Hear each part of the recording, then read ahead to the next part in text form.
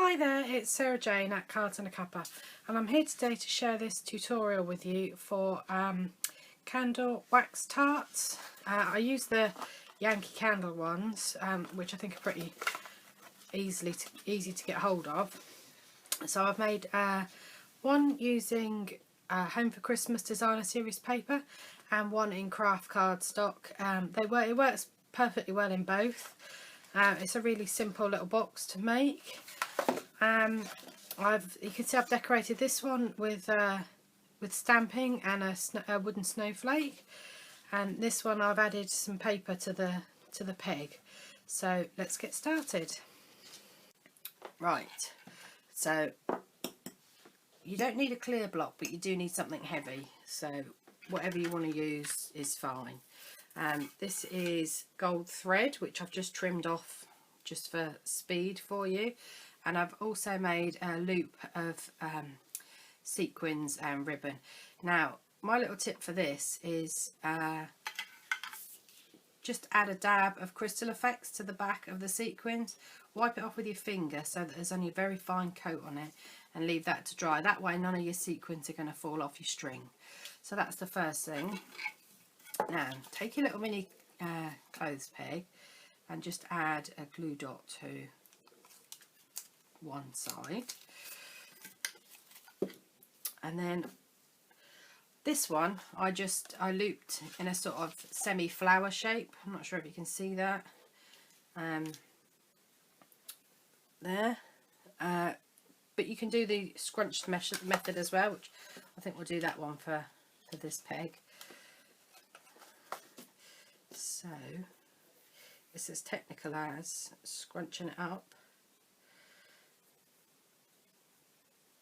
and stick it on a glue dot. This is why a glue dot's good for this though, because it sticks instantly. There's no waiting for it to dry, so it makes it much easier to do this sort of thing. Let's just, and then any long bits, just bring them back over and push them onto your glue dot. And I always like to make sure that the end's tucked in. I don't like the loose end showing, but you know, it's all about personal preference, isn't it? So that's my thread stuck on, and we're going to use these little wooden snowflake embellishments out of the Christmas catalogue, and to hold them on I'm going to use Crystal Effects, for which I need a pin,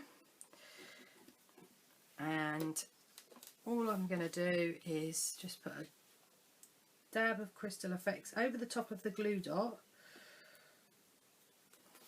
and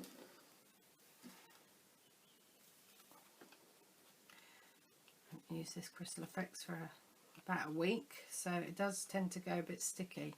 So just, you know, I keep a pin handy with my piercing tools, and then just add a dab of Crystal Effects here.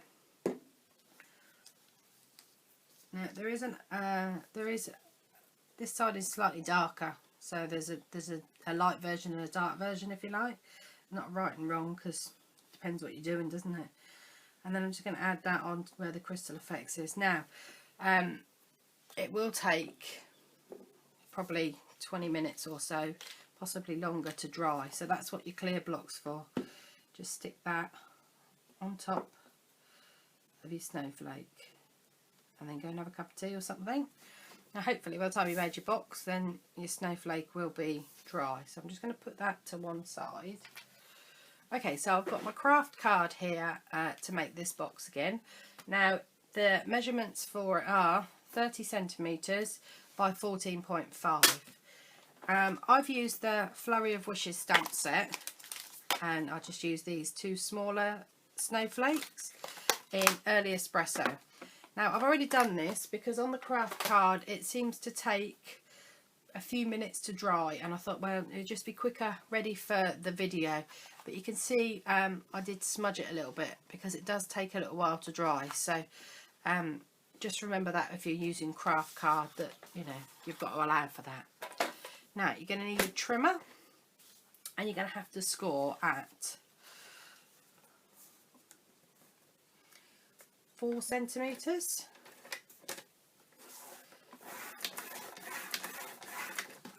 And then 10.5 centimetres.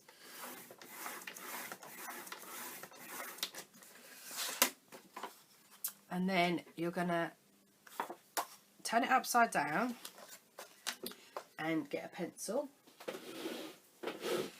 And then you're going to mark only at 7.7 centimetres. So I line it up on the 7.7. Make sure it's butted up against it. Drop that guide down, and then using the groove as a guide,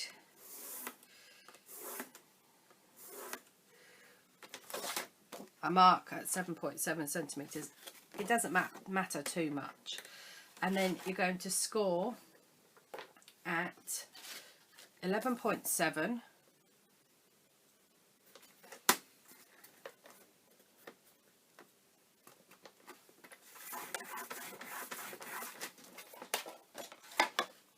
And 18.4,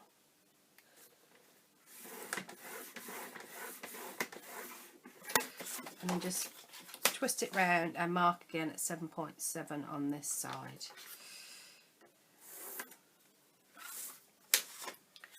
So that's that. Now I'm going to fold this along the long score lines.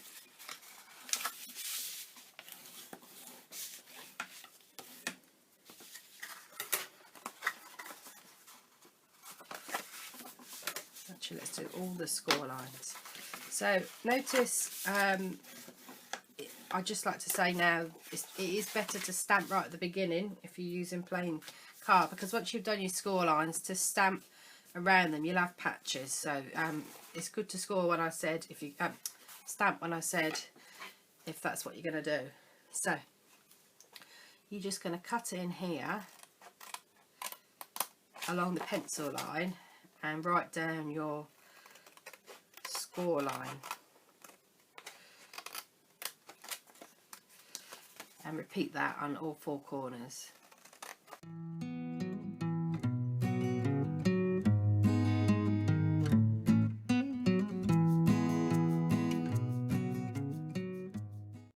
When I was using the paper, this is what I used to cover my peg. So that's just if you want to use paper. Now you're just going to cut it in here on all these next set of score lines, just into the long side. I'm just making flaps like that.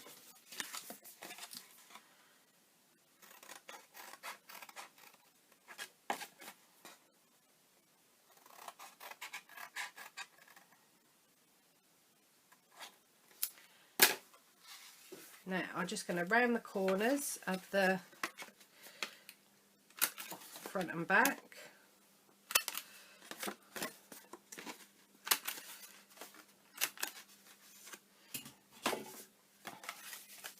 And then we're going to assemble. So you want Tombow,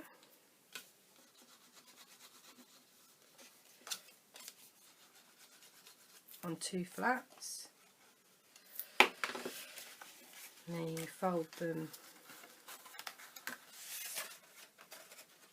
in like that. They will overlap a little bit, and then just tuck that behind like that.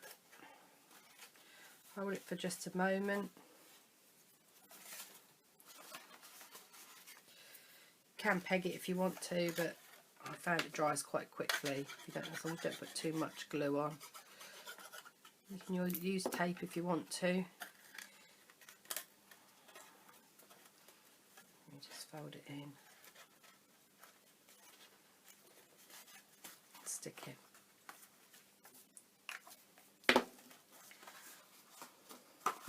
Once your box is assembled, you're going to take your crumb cake ink pad and dab it on your sponge, and then just go around all the edges.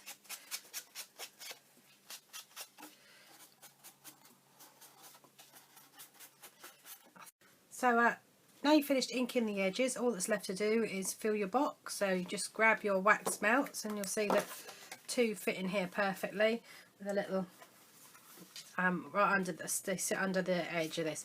So you've got room in here if you want to wrap them in tissue paper, you can. And then you just hold the front and back of the box together. Grab your peg, which is now dry, and your sequin tassel, and then all I did was layer the sequins on the box and then use the peg to hold the sequins and the box closed. And there you have your candle melt holder boxes.